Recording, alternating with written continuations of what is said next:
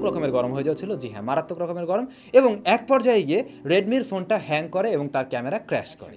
Hello everyone, I hope আপনারা খুব ভালো রয়েছেন। আপনাদের তরফ থেকে লাস্ট এক সপ্তাহে সবচাইতে বেশি কমেন্টস পেয়েছিলাম এই দুটো স্মার্টফোনের কম্পেয়ার ভিডিওর জন্য, রিয়েলমি 8 প্রো আর রেডমি নোট 10 প্রো। দুইটা স্মার্টফোনে 108 মেগাপিক্সেলের ক্যামেরা অফার করছে, দুটোতেই রয়েছে সুপার অ্যামোলেড প্যানেল, বাংলাদেশিটা অবশ্য অ্যামোলেড প্যানেল রেডমি নোট 10 প্রোতে। এছাড়াও আরও দারুণ কিছু রয়েছে, দুটাতেই কোয়ালকম স্ন্যাপড্রাগনের প্রসেসর, যেটা 7 সিরিজের। তো এই দুইটার দাম সেটাও বলা যায় মোটামুটি কাছাকাছি, এখন কোনটা যে আপনি নেবেন সেটাই বুঝে উঠতে পারছেন না। ওয়েল, আশা করছি আমাদের আজকের এই ভিডিও দেখলেই আপনি ডিসিশন নিতে পারবেন ইজিলি। চলুন শুরু করা যাক। পুরো ভিডিও নিয়ে স্যাম থাকবো আপনাদের সাথে, আপনারা দেখছেন SamZone। যারা নতুন রয়েছেন চ্যানেলটি সাবস্ক্রাইব করে আমাদের সাথেই থাকুন। শুরুতে অসংখ্য ধন্যবাদ জানাই আমাদের আজকের ভিডিও স্পন্সর সেলটেক বিডিকে। তাদের সবে বর্তমান সময়ে এই দুইটা স্মার্টফোনই অ্যাভেলেবেল রয়েছে, Realme 8 Pro, Redmi Note 10 Pro. আর তাদের শপটি রয়েছে বসুন্ধরা সিটি লেভেল 5-এ। ভিডিও ডিসক্রিপশনে সেলটেক বিডির যাবতীয় ইনফরমেশন দেওয়া থাকলো। তো ভাই লোক, দুইটা স্মার্টফোনে যেহেতু বাংলাদেশ মার্কেটে অফিসিয়ালি লঞ্চ করা হয়েছে, সো আমরা অফিসিয়াল প্রাইস দিয়ে শুরু করছি। আনঅফিসিয়ালভাবে কিনতে গেলে দুইটা স্মার্টফোনে আপনারা কম মূল্যে পেয়ে যাবেন, ও ব্যাপারটা না হয় বাদ দিলাম। রিয়েলমি 8 প্রো বাংলাদেশ মার্কেটে একটি ভ্যারিয়েন্টে লঞ্চ করা হয়েছে, 8GB র্যাম, 128GB স্টোরেজ, এবং এর মূল্য রাখা হয়েছে 28,000 টাকা। আর এই স্মার্টফোনটা তিনটি ভ্যারিয়েন্টে লঞ্চ করা হয়েছে, 664, 6128 এবং 8128।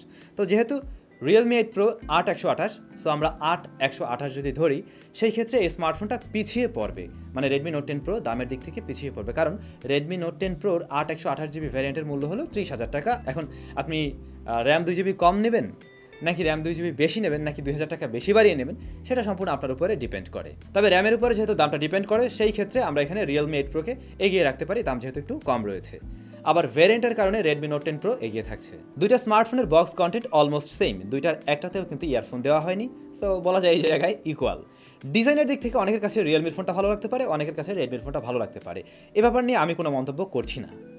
তবে আমরা যদি বিল্ড কোয়ালিটির কথাই বলি, সেই ক্ষেত্রে দেখুন রিয়েলমির ফোনটা প্লাস্টিকে তৈরি, আর রেডমির এই ফোনটা গ্লাস বডি দিয়ে প্রোডাকশন করা হয়েছে, যেমন রিয়ার প্যানেলটি তো গ্লাসের তৈরি। তো গ্লাস থাকার ফলে এটা একটা প্রিমিয়াম ভাব দেবে অবশ্যই, কিন্তু রেডমি নোট 10 প্রো দুইটা স্মার্টফোনেরই কিন্তু বিল্ড কোয়ালিটি নিয়ে বেশ কিছু কথা উঠেছে, আপনারা জানেন। ইভেন আমি এই ফোন খুলেছিলাম, আপনারা হয়তো দেখেছেন যে এর বডি ফ্রেমটি একেবারেই পাতলা, মানে এই স্মার্টফোনটা জাস্ট দাঁড়িয়ে আছে, ভিতরে একটা মেটালের পার্ট রয়েছে ডিসপ্লের পরে, ওই অংশটার উপরেই বলা যায় এই স্মার্টফোন দাঁড়িয়ে আছে, এর বাইরে এর বডিতে তেমন কোনো স্ট্রেংথ নেই।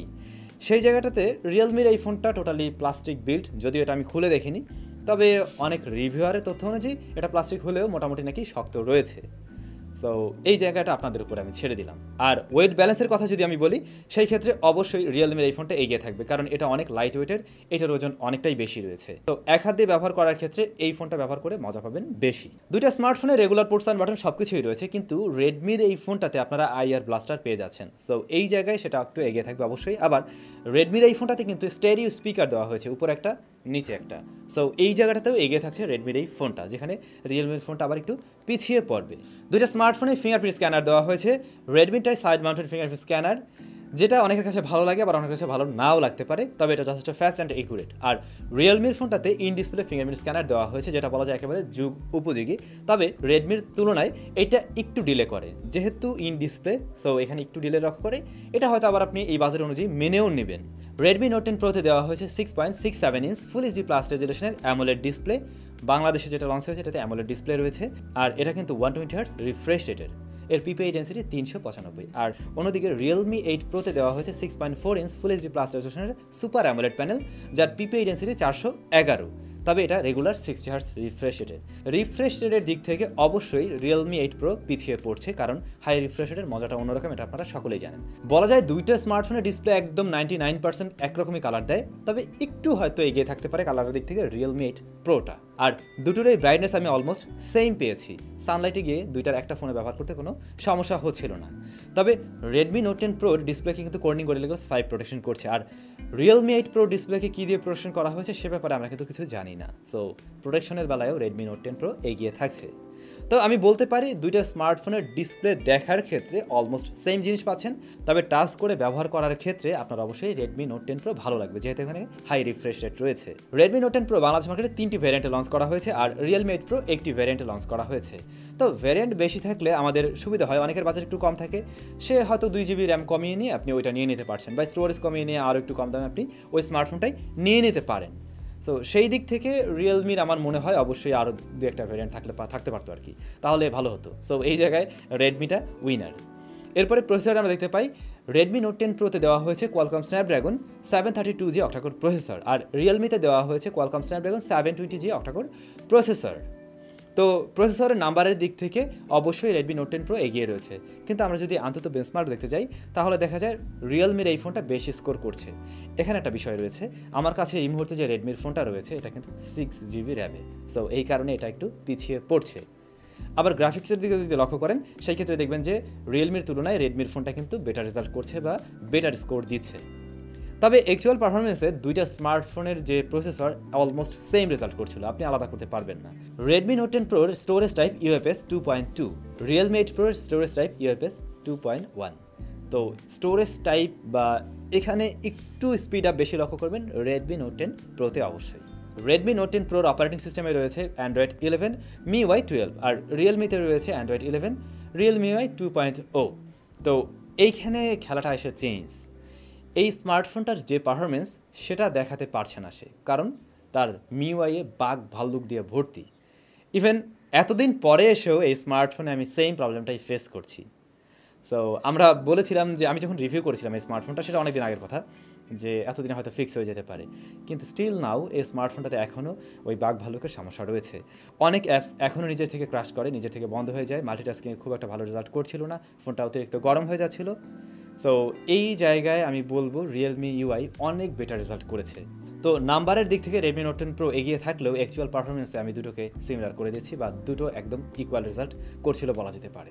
আর গেমিংয়ের ক্ষেত্রে দুটোতেই আমরা পাবজি রান করেছিলাম, পাবজির রেজাল্ট অলমোস্ট সেম। গ্রাফিক্স আমি একটু বেটার পেয়েছি রেডমির এই ফোনটাতে, আর অ্যাসফল্ট 9 বা অন্যান্য যে গেমগুলো রয়েছে সেগুলোর ক্ষেত্রে অলমোস্ট সেম ছিল। তবে হ্যাঁ, রেডমির এই ফোনটা খুব অল্প সময়ে হিট আপ হয়ে যাচ্ছিলো, গরম হয়ে যাচ্ছিলো, এবং সেই কারণে গিয়ে কিন্তু লং টাইমে মানে এর মাঝে ল্যাগ হিকআপ দেখা দিচ্ছিল। তবে রিয়েলমির এই ফোনটা কিন্তু লং টার্মে গিয়েও সে খুব একটা গরম হচ্ছিল না। যতটুকু গরম হয় এটা মানে আপনি বলবেন না যে আসলে এটা ওভারহিট বা গরম। সো এই জায়গায় আবার এইটা একটু বেটার রেজাল্ট করছিল। এই দুটো স্মার্টফোনের কম্পেয়ার করার মেইন বিষয় হলো ক্যামেরা, কারণ দুটোতেই রয়েছে 108 মেগাপিক্সেলের ক্যামেরা, দুটো রেয়ারে থাকছে কোয়াড ক্যামেরা সেটআপ। তো অবশ্যই এই বিষয় নিয়ে আমাদের একটু মোটামুটি জানতে হবে ক্যামেরার জন্য আপনি কোনটা কিনবেন। রেডমি নোট 10 প্রোর রেয়ারে থাকছে 108 মেগাপিক্সেলের ক্যামেরা, এরপরে 8 মেগাপিক্সেল আলট্রা ওয়াইড, 5 মেগাপিক্সেলের ম্যাক্রো, 2 মেগাপিক্সেলের ডেপথ সেন্সর। এর পিছনেও রয়েছে 108 মেগাপিক্সেলের ক্যামেরা, তারপরে 8 মেগাপিক্সেলের আলট্রা ওয়াইড, 2 মেগাপিক্সেলের ডেপথ, 2 মেগাপিক্সেলের ম্যাক্রো শিটার, আর দুটোর ফ্রন্ট ফেসিংয়ে থাকছে 16 মেগাপিক্সেলের ক্যামেরা। সত্যি কথা বলতে দুইটা স্মার্টফোনের ক্যামেরা রেজাল্ট আমি অলমোস্ট সেম পেয়ে আসছিলাম। কখনো কখনো রেডমি এগিয়ে যাচ্ছিল, কখনো কখনো রিয়েলমি এগিয়ে যাচ্ছিল, আবার কখনো কখনো একদম ইকুয়াল রেজাল্ট দিচ্ছিল। রিয়েলমির ফোনটা আমার যা মনে হলো একটু ইয়ালো টোন দেয়, একটা ওয়ার্ম টোন দেয়, আর রেডমির ফোনটা ক্লোজ টু ন্যাচারাল কালার রাখার ট্রাই করে। তবে কিছু কিছু সিচুয়েশনে এর কালার টোনটা একদম ডাল হয়ে যাচ্ছিল।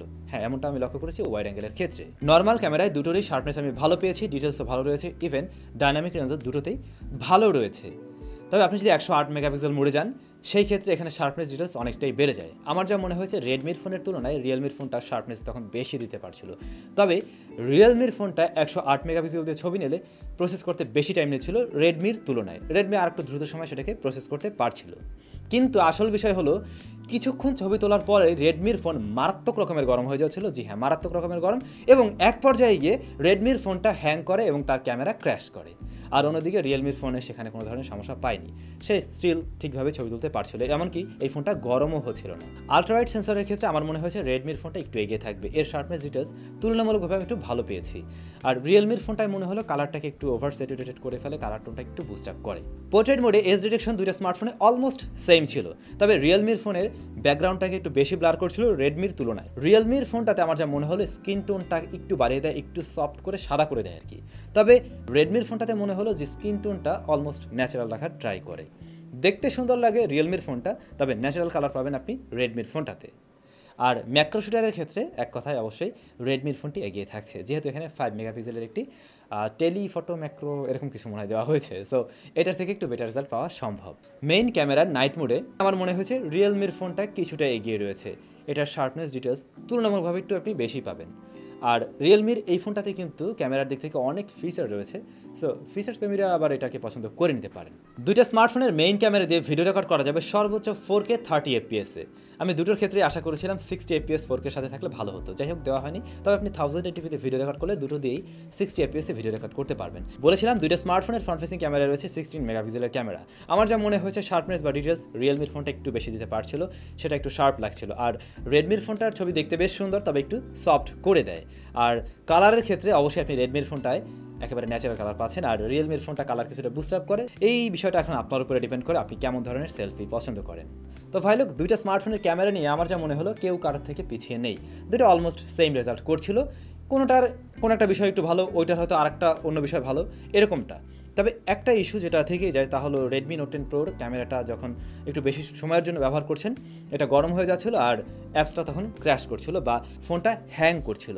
তো এইটা একটা সমস্যা। অনেকেই হয়তো লং টাইমের জন্য ভিডিও শুরু করবেন, সো ওই টাইমে গিয়ে যদি এই প্যারাটা দেয় আপনাকে, তখন কিন্তু মেজাজটা খারাপ হয়ে যাবে অবশ্যই। সো এই বিষয়টাও রেডমির অবশ্যই ফিক্স করা উচিত বলে আমার মনে হয়। রেডমি নোট 10 প্রোতে রয়েছে 5020 mAh ব্যাটারি, আর এর বক্সে পাওয়া যাবে 33 ওয়াটের চার্জার। আর রিয়েলমি 8 প্রোতে রয়েছে 4500 mAh ব্যাটারি, আর এর বক্সে রয়েছে 50 ওয়াটের চার্জার। তো চার্জারের দিক থেকে রিয়েলমির এই ফোনটা অবশ্যই এগিয়ে থাকছে, দ্রুত সময় এটাকে চার্জ করা সম্ভব। তবে আপনি 500 mAh কিন্তু কম পাচ্ছেন, সেটাও একটা বিষয়। তো এই বিষয়টাকে আমরা ইকুয়াল করে দিলাম, একটা চার্জার বড় একটা ব্যাটারি বড়, সো ইকুয়ালেই থাকুক। এখন আপনার প্রয়োজনের উপরে নির্ভর করে আপনি কোনটা নেবেন। ও হ্যাঁ, আরেকটা বিষয়, স্পিকার কোয়ালিটির দিক থেকে রিয়েলমির এই ফোনটা যথেষ্ট লাউড অ্যান্ড ক্লিয়ার, ফুল ভলিউমে ভালো সাউন্ড দেয়। তবে রেডমির এই ফোনটা যেহেতু স্টেরিও সাউন্ড দিতে পারে, সো এই বিষয়ে সে এগিয়ে থাকছে অবশ্যই। আর এর বাইরে অন্যান্য যে বিষয়বস্তু সেগুলো আমরা অবশ্যই চেক করে দেখেছিলাম, দুইটা স্মার্টফোনের ক্ষেত্রেই অলমোস্ট সেম ছিল, সেগুলো নিয়ে কোনো ধরনের সমস্যা পাওয়া যায়নি। এখন ফাইনালি ডিসিশনটা আসলে আপনাকেই নিতে হবে, আপনি কেমন ধরনের ইউজার। আপনার যদি বেশি র্যাম দরকার হয়, আপনার বাজেটটা যদি ওই রকমই থাকে 28, 27, 27.5 এরকম, তাহলে আপনি রিয়েলমিটাও দেখতে পারেন। কারণ ক্যামেরার জন্য যে এইটা বাদ দিয়ে আপনাকে এটা নিতে হবে এমন না, বা এটা বাদ দিয়ে এটা নিতে হবে এমনটা কিন্তু নয়। আবার স্ক্রিনের ব্যাপারে যদি হাই রিফ্রেশ রেট দরকার হয়, তাহলে অবশ্যই আপনাকে এটা চয়েস করতে হবে। আবার যদি মনে হয় যে না, আমার হাই রিফ্রেশ রেট ব্যাপার না, আমার সুপার অ্যামোলেড হলে এনাফ, দেন আপনি এটা দেখতে পারেন। তো ফাইনালি কে কোনটা নেওয়ার ডিসিশন নিলেন অবশ্যই কমেন্টস করে জানাতে ভুলবেন না। সবাই অনেক বেশি ভালো থাকুন, সুস্থ থাকুন, দেখা হয়ে যাচ্ছে স্যামজনের একেবারে নতুন একটা ভিডিওতে।